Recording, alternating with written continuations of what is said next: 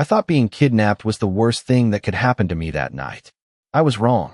The first thing I remember is the sound of the lock clicking behind me, soft and final, like the city itself had decided I wasn't going home. 1 second I was standing under the flickering light outside Mercy West Pharmacy, digging through my purse for my car keys with fingers that still smelled like hand sanitizer and cheap printer ink. And the next, a black SUV had pulled up so smoothly it barely seemed real. A man in a dark coat stepped out, opened the rear door, and said my name like he already owned it. Claire Bennett. His voice was calm, not loud, not threatening. Somehow that made it worse. I took 1 step back. My sneakers scraped against wet pavement. Rain had been falling for hours, the cold kind that slipped under your jacket and settled in your bones. And the parking lot was nearly empty except for my 10-year-old Corolla and the glow of a gas station sign across the street. I remember thinking I should run. I remember realizing there was nowhere to run to. The man repeated my name, and before I could speak, I saw another figure inside the SUV. Broad shoulders, tailored black coat, one hand resting against the leather seat like he had all the time in the world. I couldn't see his whole face yet, only the sharp line of his jaw and the silver flash of a watch at his wrist, but the air changed around him. People talk about power like it's money or status or the size of a house on a hill. They're wrong. Real power is silence. Real power is when nobody raises their voice because they don't have to. Get in, the man inside said. His tone was low, smooth, almost bored. I hate that part most when I remember it. Not because he scared me, though he did. Because some deep, traitorous part of me understood immediately that he was used to being obeyed. I gripped my purse strap so tightly my hand cramped. I'm calling the police, I said, though my phone was buried somewhere under receipts, lip balm, and the sandwich I'd forgotten to eat on my break. The man by the door didn't react. The one inside almost smiled. If the police could keep you alive tonight, Claire, you'd already be with them. The words landed harder than they should have. Alive. Not safe. Not okay. Alive. Rain tapped against the SUV roof in a steady rhythm, and for the first time I noticed the sedan idling across the street. Dark windows. Engine running. Waiting. Maybe it had been there the whole time. Maybe I'd been too tired to see it. I'd worked 11 hours that day, covered half of someone else's shift, and spent my lunch break fighting with my landlord over a rent increase I couldn't afford. My whole life felt like overdue notices and fluorescent lights and coffee gone cold in paper cups. Men like the one in that SUV did not belong in my world. But somehow he knew my name. Somehow he knew where I'd be. And somehow, standing in the rain with my heart slamming against my ribs, I believed him when he said the police couldn't save me. I got into the SUV because I thought I was surrendering my freedom. I didn't know I was stepping into the only place the people hunting me couldn't reach. The door locks engaged with a quiet mechanical sound the second the SUV started moving, and I felt it all the way down to my stomach. Not panic exactly. Something colder. The kind of fear that made everything sharpen at once. The raindrops racing across the tinted window, the clean scent of leather, the faint hum of the engine beneath my feet, the expensive watch on the stranger's wrist catching the glow of passing streetlights. He sat across from me, one arm resting along the seat, dark wool coat unbuttoned over a charcoal suit that looked like it had never known a wrinkle.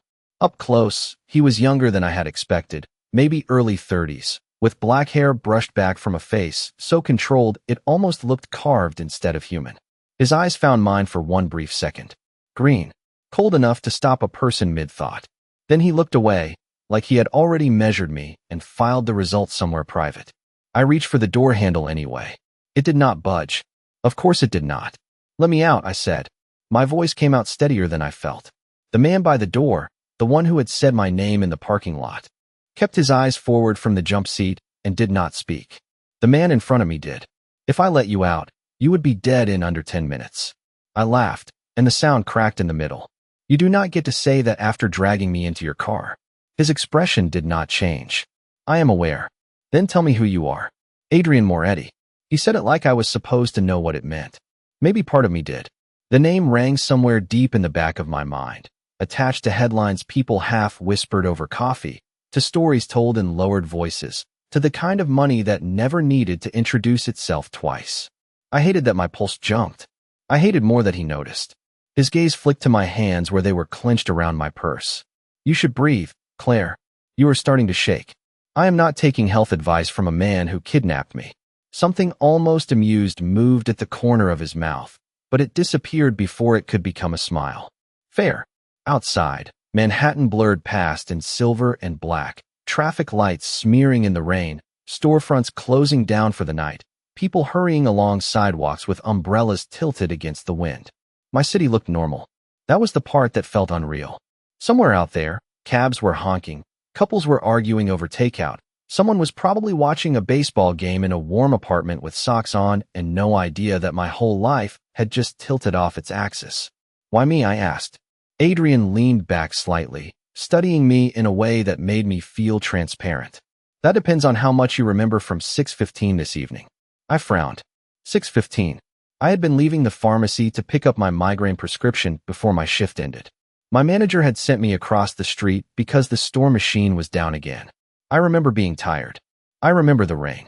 I remember dropping my receipt near the curb. And then, like a match striking in the dark, another image surfaced.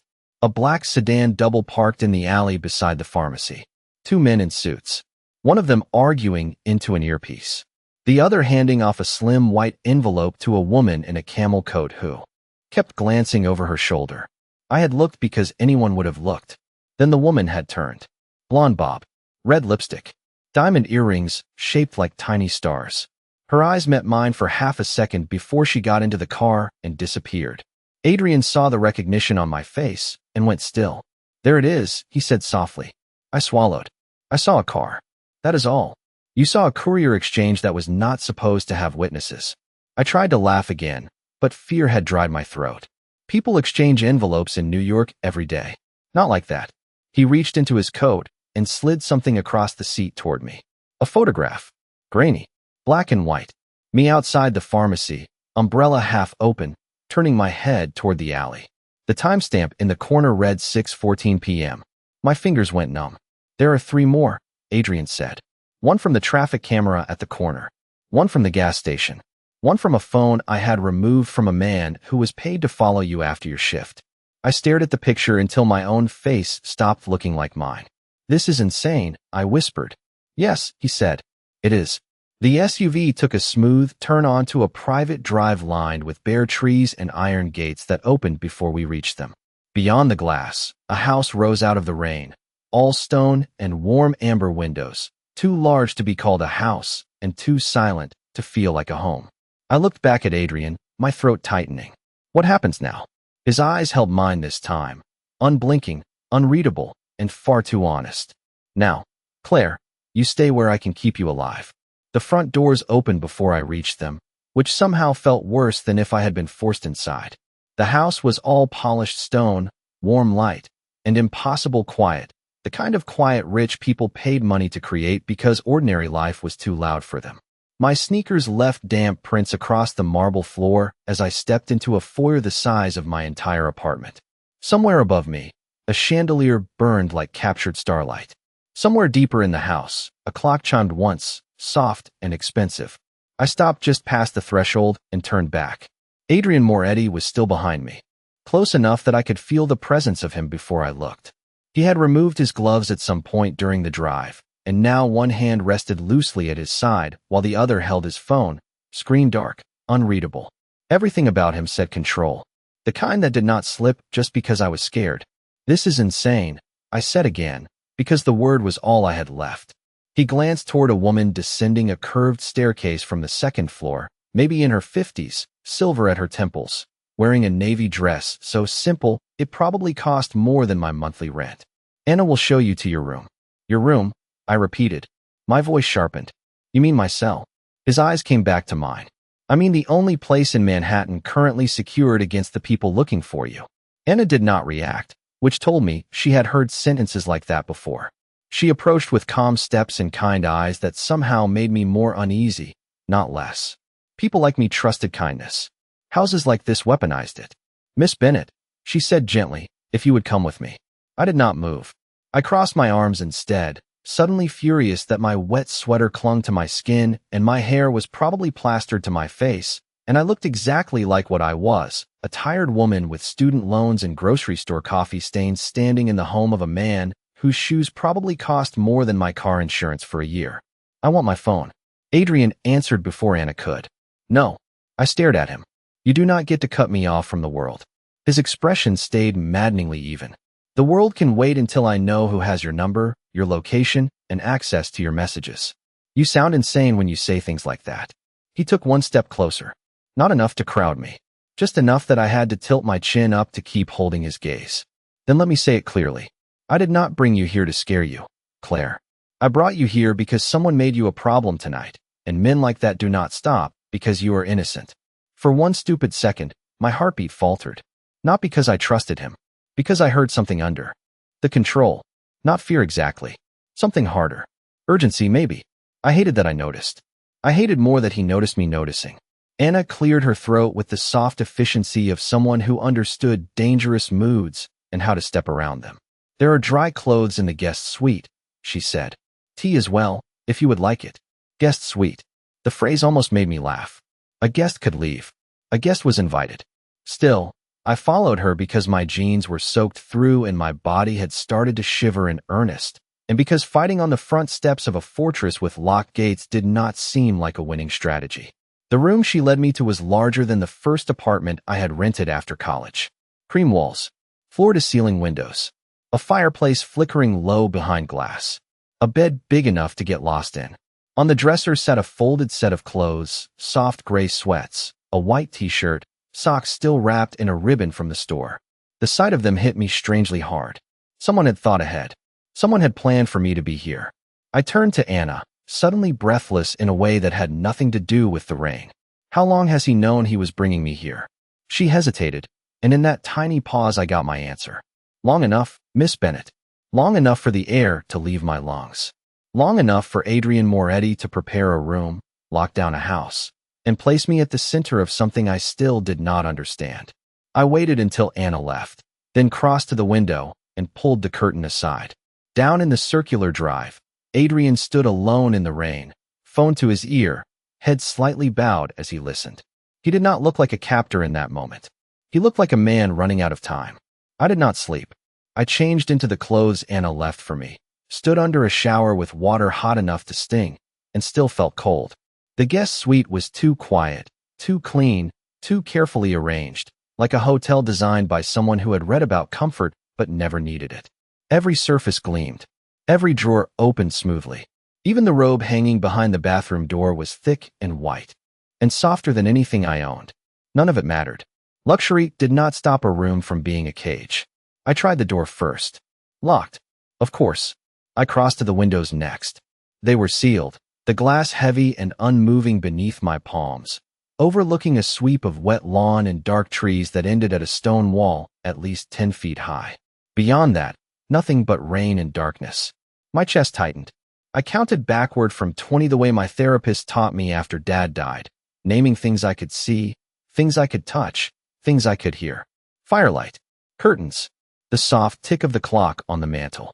Rain against glass. My own breathing. It helped for exactly 7 seconds. Then someone knocked. 2 measured taps. I turned too fast, pulse jumping.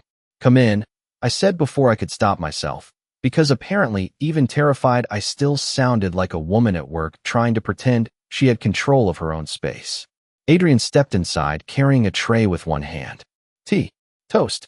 A small bowl of soup, sending up gentle steam. For a moment, I just stared, thrown off balance by the absurdity of it. A man who could have walked out of a crime podcast warning carrying dinner like he was checking on a sick neighbor. He had taken off the overcoat, and without it he looked somehow sharper. All clean lines and dark fabric, and a white dress shirt open at the throat just enough to seem less formal, but never less dangerous. His tie was gone. His sleeves were rolled once at the wrist. I hated noticing. I hated more that my fear had started making room for details. I did not ask for room service, I said. He set the tray down on the table by the fireplace with infuriating calm. You have not eaten since noon. I blinked. How do you know that? You used your debit card for coffee at 12:12. No food after. A familiar headache pulsed right behind my eyes. That is not information normal people have. He looked at me then, really looked, and the room seemed to narrow around the weight of it. Claire, nothing about tonight is normal. The softness in his voice made me angrier than if he had raised it. I folded my arms tighter across my chest. You. Keep saying that like it explains anything. It explains enough. No, I snapped. It explains what you wanted to explain. You took my phone. You locked me in this room. You dragged me out of my life and dropped me into yours, and all you have given me are half answers and this creepy talent for knowing when I skipped lunch. For the first time since I met him, something shifted in his face.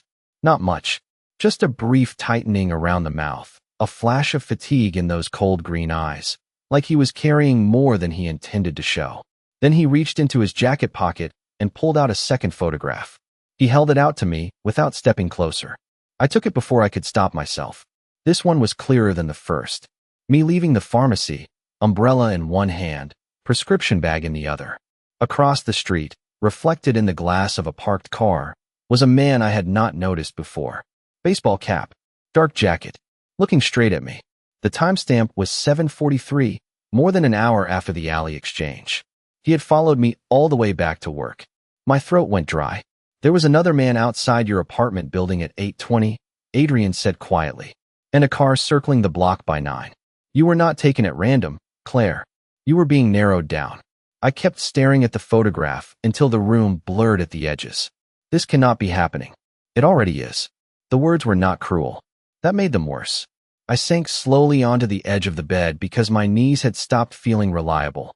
Adrian stayed where he was, giving me distance I had not asked for, but suddenly needed. Why not just go to the police? I whispered. Because by the time they filed the paperwork, the people behind this would already know what you told them, where you said it, and which officer took your statement. I looked up. You really believe that? I do not deal in belief. I deal in patterns. Outside, thunder rolled somewhere far off, low and heavy. Firelight moved across the walls. Adrian glanced toward the window, then back at me. Eat something. Try to sleep. Tomorrow I will show you why I made this choice. I laughed weakly, hollow, even to my own ears. You mean the choice you made for me? His expression changed again, something dark and unreadable passing through it before it settled into control. Yes, he said. That one word landed between us with more weight than it should have. Then he turned and walked to the door. His hand was on the knob when I heard myself speak. What if I do not believe you tomorrow either? He paused without facing me. Then I suppose I will have to show you enough truth that belief becomes irrelevant. The door closed behind him with the same soft final click as the lock in the car, and I sat there in the firelit silence, staring at the soup growing cold on the table, realizing that for the first time in my life, safety and captivity had started to feel exactly the same. Morning arrived in layers. First the pale gray light slipping through the curtains, then the distant hum of engines somewhere beyond the walls, then the sharp realization that I had actually fallen asleep in a bed that did not belong to me, inside a house I could not leave, under the protection of a man I still did not trust. For one disoriented second, I thought the whole thing had been a stress dream stitched together from too much caffeine and not enough sleep. Then I sat up and saw the tray from the night before still resting by the fireplace, the soup untouched, the tea gone cold, and memory came back all at once. I dressed in the clothes Anna had left, brushed my hair with a silver-backed brush that probably cost more than my monthly subway pass, and stood at the bedroom door with my hand on the knob before I remembered it had been locked. I turned it anyway. This time it opened. The surprise of that hit me harder than it should have. The hallway beyond was quiet and sunlit, lined with framed paintings and tall windows that overlooked the front drive. Somewhere downstairs I heard dishes clinking, low voices, the ordinary sounds of a morning in a house, so elegant it barely seemed connected to the rest of the city. I stepped out cautiously, half expecting someone to stop me. No one did. The carpet beneath my bare feet was thick enough to swallow sound. At the end of the hall, a staircase curved downward into a foyer washed in gold light. Anna stood in the dining room arranging a tray of fruit and coffee as if none of this were strange. She looked up when I entered, her expression calm, almost sympathetic. Good morning, Miss Bennett. I wanted to ask how a person said good morning in a place like this after being locked in a room by a man who tracked debit card purchases and knew when strangers were watching me. Instead, I said, "Is this the part where you tell me I am free to leave?" Her pause lasted less than a second, but it was enough. Mr. Moretti asked that you have breakfast first. Of course he did. I should have refused on principle. I should have turned around and walked straight to the front door just to prove I still could. But the smell of coffee reached me then, rich and warm and cruelly familiar, and my stomach betrayed me with a hollow ache. I had eaten half a piece of toast in the middle of the night and nothing else. Anna poured coffee into a white porcelain cup and set it in front of me. "No one here will stop you from walking into the garden," she said gently. But the front gate remained secured. I wrapped my hands around the cup, letting the heat seep into my skin. "So I am allowed to roam the cage." She met my eyes then, and for the first time there was something like honesty in hers. "I think Mr. Moretti would say you are allowed to remain alive long enough to be angry with him." Before I could answer, footsteps crossed the marble behind me. I knew it was Adrian before I turned. Some people announced themselves with noise. He announced himself with absence. The way conversations faded, the way the room seemed to sharpen around him. He wore a dark sweater instead of a suit now, charcoal over black, simple enough to almost pass for ordinary if you ignored the watch at his wrist and the two men who had appeared near the doorway without seeming to move. He looked like he had already been awake for hours. His hair was still neat, his face still unreadable, but there was tiredness at the edges this morning, hidden carefully, like something he had not given himself permission to feel. "Did you sleep?" he asked. No good morning. No apology. Just that. I set the cup down harder than necessary. "Did you?" One corner of his mouth moved, not quite a smile. A little. Then he reached into the inside pocket of his sweater and placed a slim folder on the table in front of me. My name was written across the tab in clean black type. Claire Bennett. Seeing it there made my skin prickle. "What is that?" "The truth you asked for." I did not touch it at first. Adrian pulled out the chair across from me and sat with the same quiet precision he seemed to bring to everything. "Open it." I slid the folder toward me and flipped it open with fingers that had gone cold despite the coffee. Inside were printouts, photos, timestamps, maps, my apartment building from across the street, my car in the pharmacy lot, a grainy image of me inside the grocery store near my apartment, choosing cereal with the blank, exhausted face of someone who thought her life was small enough to be invisible. There were notes in the margins. Blonde female courier identified. Witness unconfirmed. Subject observed exiting alley sightline at 6:14 p.m. Tail initiated 6:47 p.m. My heartbeat turned strange, too fast and too heavy at the same time. "This is not possible," I whispered. Adrian leaned back slightly, watching me with those cool green eyes that missed nothing. "It became possible the moment you looked in the wrong direction at the wrong time." I turned another page. A photograph of the woman in the camel coat. Clearer now. Her face angled toward the camera, elegant and sharp. Beneath it, a single line in black text. "Daughter of Viktor Sokolov." My mouth went dry. I looked up.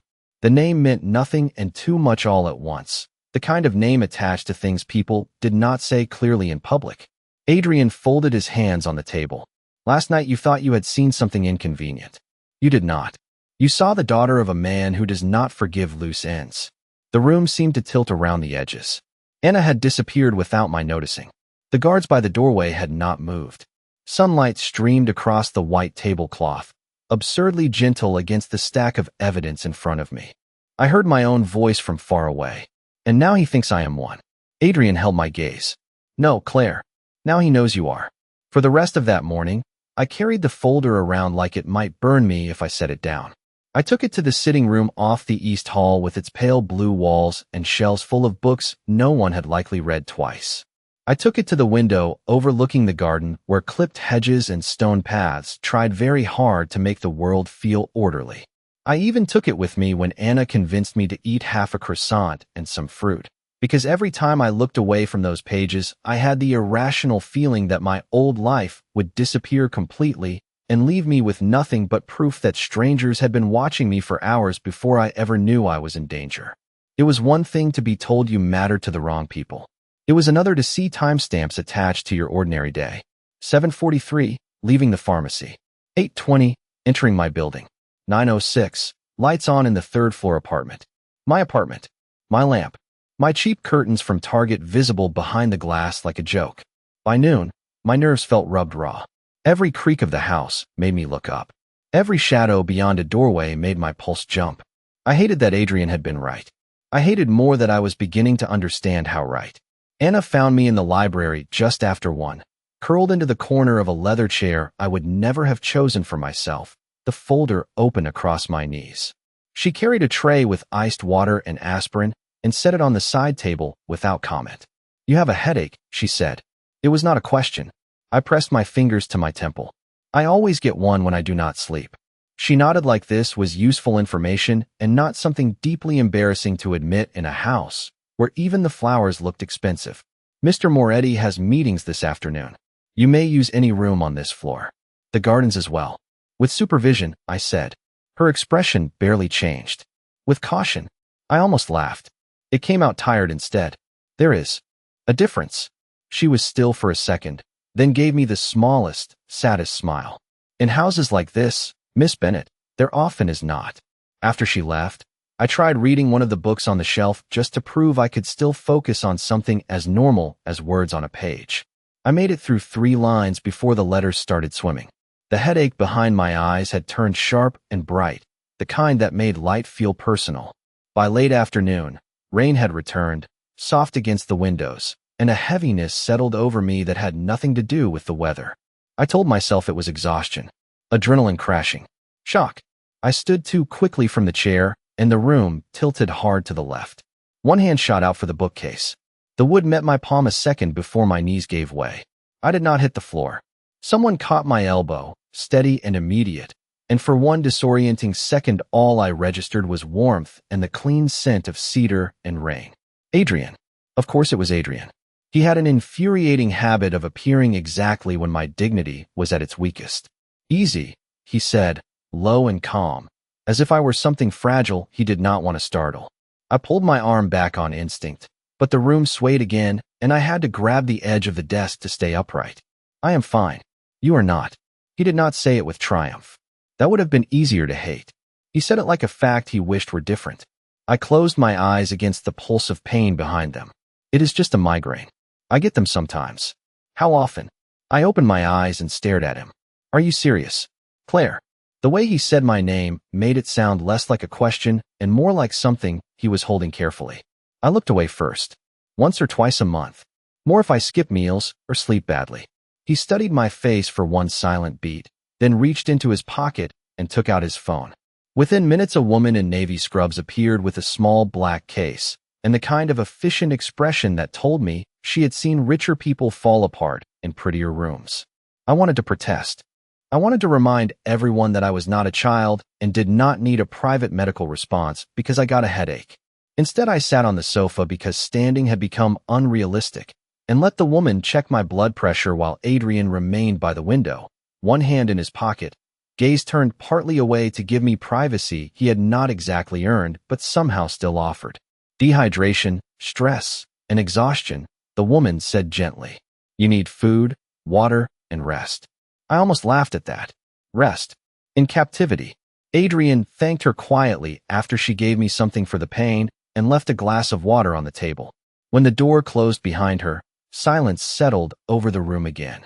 I reached for the glass, but my hand shook enough that water spilled over my fingers. Adrian crossed the distance between us before I could pretend it had not happened. This time when he took the glass, our hands brushed for barely a second. His fingers were warm. Mine were freezing. He noticed. Of course he noticed. He crouched in front of me instead of towering over me, which somehow felt more dangerous because it was considerate. "Drink," he said. I did. The water tasted cold and metallic and real. When I finished, he set the glass down and looked at me with that same unreadable intensity that had unsettled me from the beginning. "You should have said something sooner." I leaned back against the sofa, drained enough that anger came out quieter than usual. About what? The part where being locked in a mansion by a man with armed guards was causing me stress. A faint breath left him, almost a laugh, gone before I could be sure. Then his face changed again, the humor stripped away by something more honest.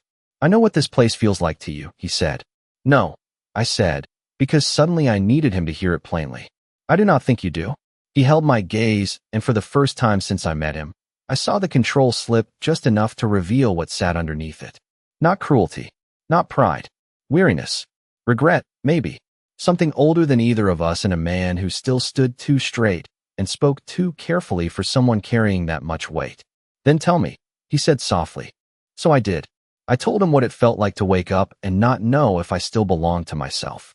What it felt like to have my life reduced to timestamps and surveillance stills. What it felt like to be hungry and scared and furious all at once, to not know whether the man protecting me was also the man taking things from me I could never get back. I did not realize how much I was shaking until Adrian reached for the throw blanket draped over the arm of the sofa and laid it across my knees with a gentleness so unexpected it made my throat tighten. He did not touch me again. He only stood when I finished and said, very quietly, "I never wanted you to feel trapped." I looked up at him, exhausted enough to stop pretending. "But I am." His jaw tightened once. "I know." Outside, rain traced silver lines down the glass. Inside, the pain in my head had started to soften around the edges, but something deeper had gone unsteady. Because the most dangerous thing about Adrian Moretti was no longer the power in his voice or the men at his gates. It was the terrible possibility that he meant every careful thing he said.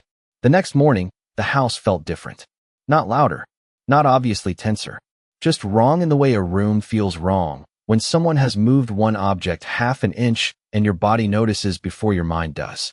Sunlight stretched across the breakfast room in pale gold bands, catching on silverware and crystal and the untouched plate Anna had set in front of me.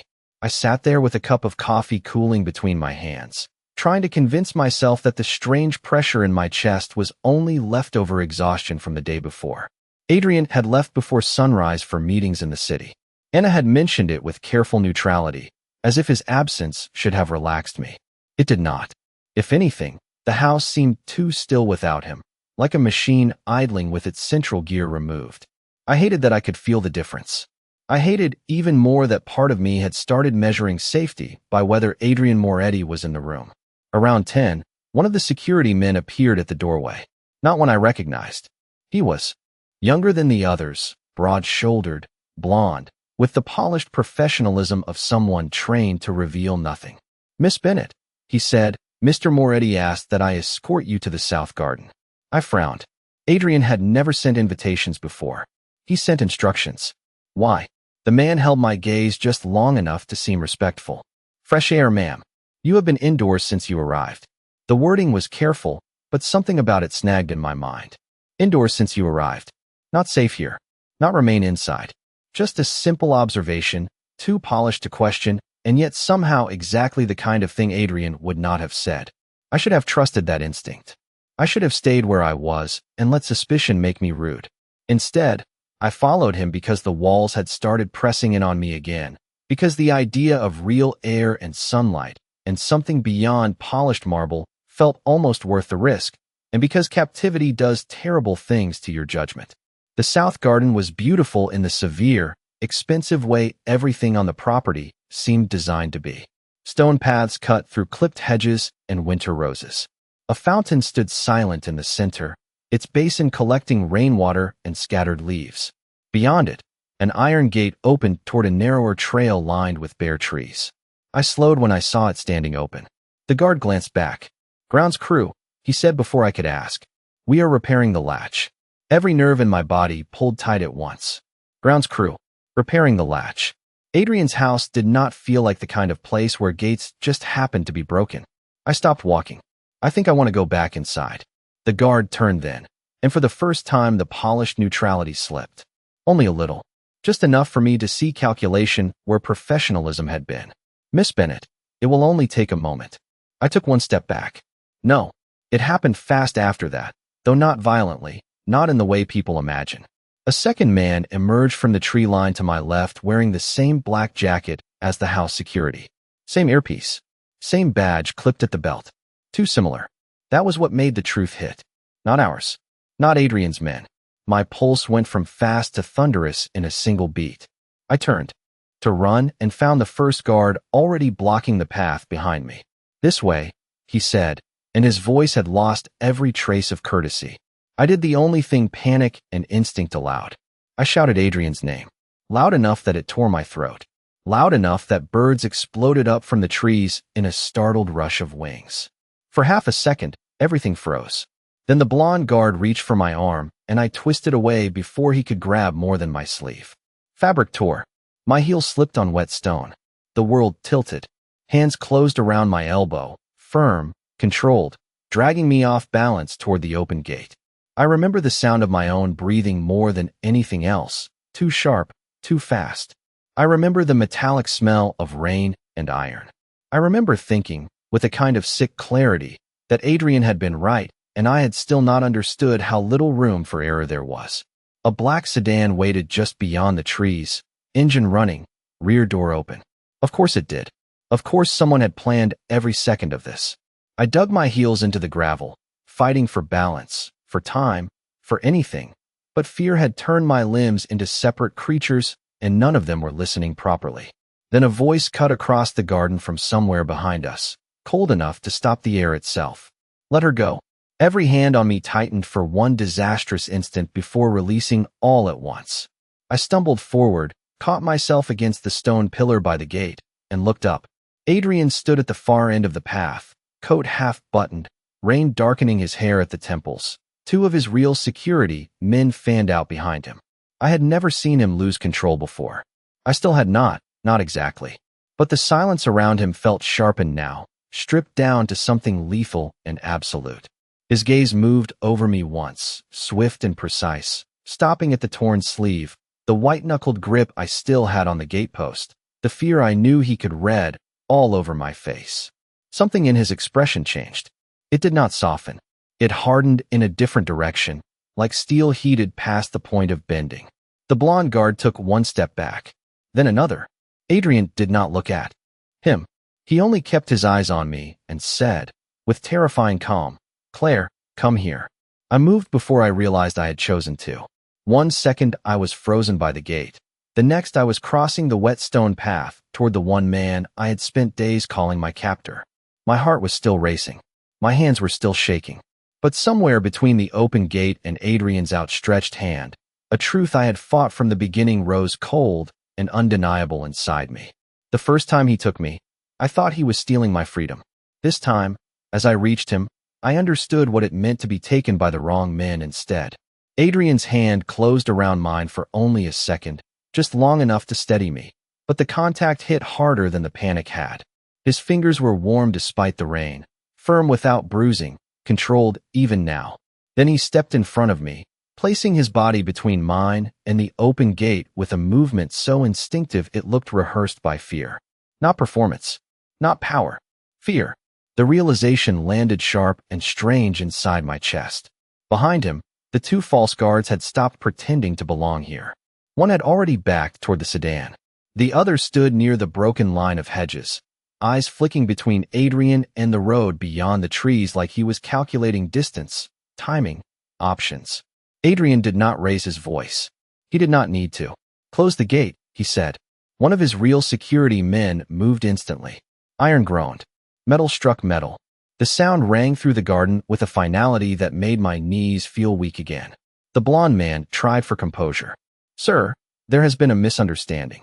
Adrian turned his head slightly, enough to acknowledge that a voice had spoken, but not enough to grant it importance. "I do not tolerate misunderstandings on my property," he said. His tone stayed level, almost soft. That softness was more frightening than shouting could have been. Rain darkened the shoulders of his coat. A drop slid from his hair to the sharp line of his cheekbone. His face gave nothing away now, but I had been close enough in the library the day before to know what the restraint cost him. One of the real guards stepped toward the impostors. The man, by the hedges, lifted both hands in a gesture that was meant to look cooperative and failed because everything about him had gone too alert. I did not watch the rest. I could not. My body had reached its limit and then blown past it. The trembling started in my hands and moved outward until even my teeth wanted to chatter. Adrian felt it before I said anything. Of course he did. Without taking his eyes off the men near the gate, he shrugged off his coat with one clean motion and handed it back to me over his shoulder. "Put this on." I stared at the dark wool in my hands for half a second, absurdly undone by the fact that he noticed I was cold in the middle of all this. Then I slipped it around my shoulders. It smelled faintly like rain and cedar, and something darker I was beginning to associate with safety, no matter how much I argued with myself about that word. Adrian turned then, fully, his focus landing on me with a precision that made the whole garden fall away. "Are you hurt?" The question came low and clipped, every syllable controlled within an inch of breaking. I shook my head. "I do not know. My sleeve tore." That was what came out, and under different circumstances I might have laughed at myself for it. My voice sounded thin, almost young. Adrian's gaze dropped to the ripped fabric hanging from my sweater, then to the red mark rising near my wrist, where someone had gripped me too hard. Something cold flashed across his face. Not chaos. Not rage in the loud sense. Something quieter. More dangerous because it was disciplined. He looked at one of his men. Call Mateo. No one who cleared this garden leaves the grounds. My stomach turned over. The sentence was not violent, but the promise inside it was. Adrian seemed to realize a second later that I had heard it the way it sounded. His expression shifted, only slightly. He stepped closer, lowering his voice until it belonged to the space between us alone. Claire, look at me. I did. I could not seem to stop. The rain had softened to a mist now, beating on his lashes, catching at the dark fabric of the sweater beneath the open collar of his shirt. He looked less like a myth in that moment and more like a man who had run straight into the storm because someone told him I was near it. You are safe, he said. I believed him. That was the worst part.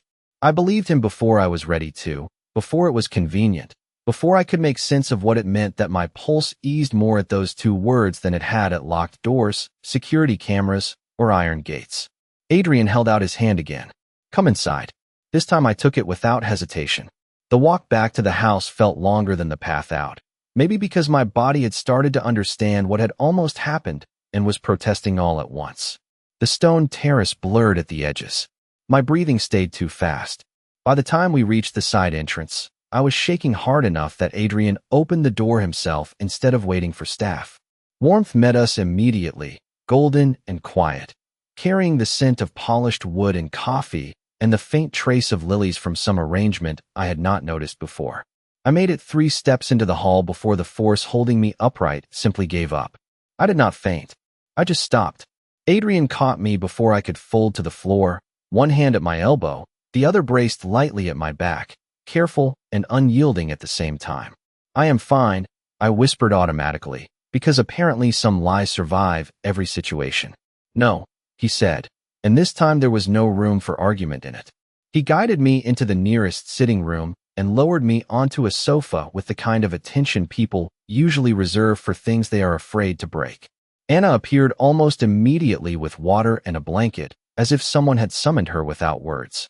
Maybe in this house they had. I wrapped my fingers around the glass, but Adrian took it from me, sat on the table edge in front of me, and waited until my hands steadied enough to hold it properly. The room had gone very quiet again. Anna slipped away. The door closed. And suddenly it was just us. The rain at the windows, my breathing still uneven, his coat still around my shoulders. I looked down at the sleeve hanging loose near my wrist. Adrian followed. My gaze. Then he reached toward it and stopped an inch short, asking permission without words in a way that disarmed me more than command ever had. I nodded. His fingertips barely touched the torn edge of the fabric before sliding lower to the mark on my wrist, featherlight, checking not claiming. His jaw tightened. I should not have left, he said quietly. The confession was so unexpected I forgot to breathe for a second. You could not have known. I should have. His eyes lifted to mine, and there it was again, that terrible sincerity, the thing that made him more dangerous than any rumor. When it comes to you, I do not get to be wrong. The words settled over the room like another lock clicking shut, except this one did not feel like a prison. It felt like a vow. And as I sat there wrapped in his coat, my pulse still stuttering from fear, I realized the most frightening thing in Adrian Moretti's house was no longer the guards or the gates or the secrets hidden inside his name. It was the way he looked at me after almost losing me, like the cost of that mistake had become something he would never allow the world to collect twice. That night, I did not go back to the guest suite right away. I stayed in the sitting room with Adrian's coat still around my shoulders and the taste of cold water lingering on my tongue, listening to the rain soften against the windows until the storm outside felt less dangerous than the one moving quietly beneath my ribs. Adrian had stepped away twice to take calls, speaking in low controlled tones near the doorway, and each time he returned his eyes found me first, as if confirming I was still there had become the most important fact in the room.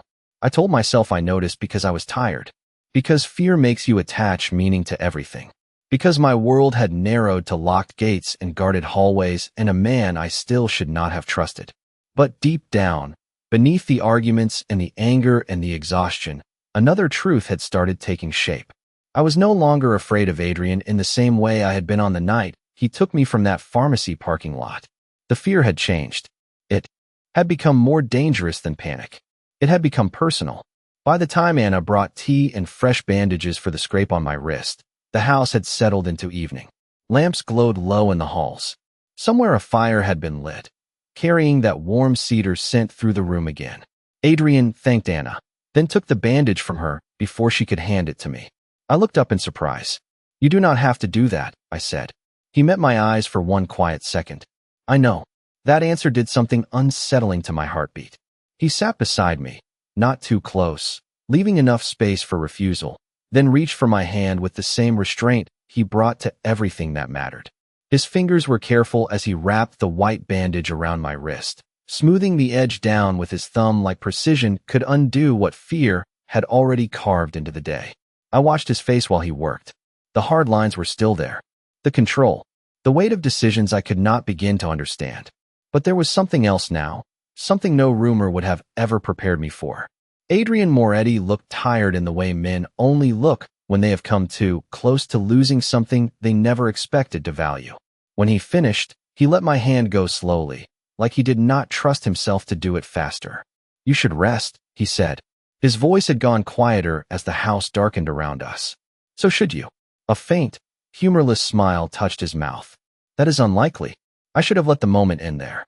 I should have taken the easy exit, the one where I nodded, thanked him, and disappeared back behind another locked door before whatever fragile thing had shifted between us had time to become real. Instead, I heard myself ask the question that had been sitting between us since the garden. What happens now?"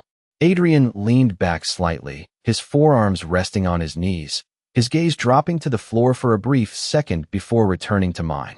"I make sure no one gets that close to you again." It was not the strategic answer I expected. Not a plan, not a timeline, just a promise spoken with enough certainty to make my chest ache. And after that, I asked. His eyes held mine, steady and unreadable except for the honesty he no longer seemed able to hide from me. "After that, Claire, I let you decide what this means." The room went still. I think even the rain paused to listen. Because choice was the one thing I had accused him of taking. And now here he was, placing it back between us with hands that had only ever seemed built for control. I looked down at the bandage on my wrist, bright against my skin, then back at the man who had brought danger to my door, and then stood between me and worse when it arrived. He had not asked for gratitude. He had not asked to be forgiven. He had only stayed, watched, protected, regretted. Somewhere along the way, the mansion had stopped feeling only like a prison and started feeling like the one place in the world where my fear made sense to someone else. I did not know what that said about me.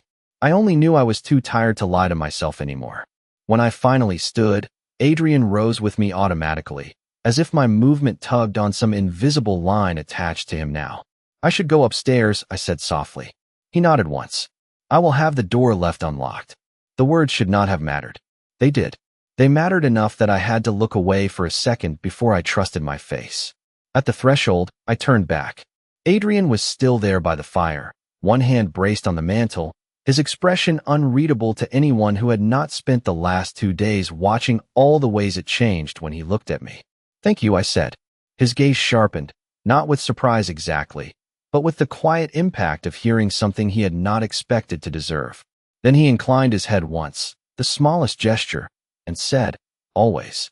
I carried that word upstairs with me, into the long hallway, into the room that no longer felt exactly like a cell, into the silence that followed when I closed the door behind me and found that, for the first time since this began, it did not lock. I stood there in the dim light with my hand still on the knob, listening to the hush of the house and the distant rain and my own unsteady breathing. He had taken me from my ordinary life. He had made choices for me I never would have accepted from anyone else. He had dragged me into a world of secrets, danger, and power I did not understand. And yet when I looked back on the moment everything changed, I knew the truth would not begin with the fear. It would begin with this, with an unlocked door, with a bandage wrapped by careful hands, with a man the city feared looking at me like my life had become the only thing he could not afford to lose. I thought he had stolen my freedom that night. I did not know he was already giving up pieces of himself to keep me safe.